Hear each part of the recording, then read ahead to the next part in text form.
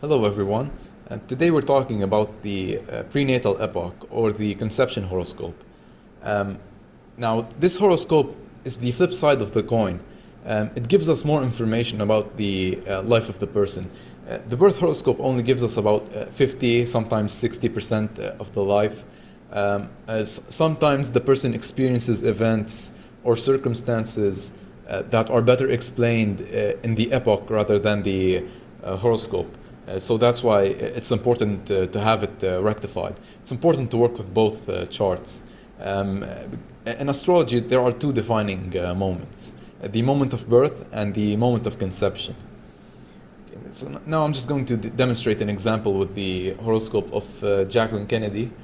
Um, Before the discovery of the topocentric system of houses, there was no reliable way of obtaining the conception horoscope because you need a radix rectified with extreme precision.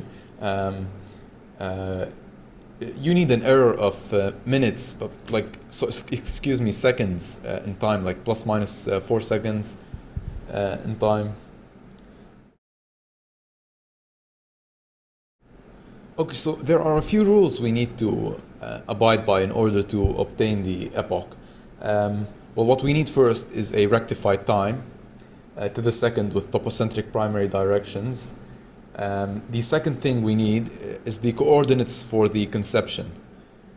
The third thing, this rule, I don't use this rule personally, but some use it. The moon phase needs to be the same for that of the radix. When we begin, we just subtract 271 days from the date of birth, and we look at the moon. Okay, so this is for Jacqueline Kennedy. I've subtracted already 271 days from the date of birth. We look at the moon, and then we just move the moon to one of the angles, the ascendant or descendant. We don't use the midheaven. Depending on where it's closer to. So in Jacqueline Kennedy, it's closer to the descendant. So we'll just move the moon to an exact conjunction with the descendant, and we'll search for a time for the conception horoscope from there. And the orb is about 11 minutes on either side. 11 minutes, the minutes of the moon. Okay, so we go here. By the way, this software, I have a video on it. If you want it, you can check my channel and it'll take you there. Okay, so this is the ascendant of Jacqueline Kennedy. This is the moon. We need to place the moon with an exact conjunction. So we skip 1 day. We go one day back, and we already see it. So the time is 7. Okay, so this is the date that we'll use because it's an exact conjunction, and we'll search for a time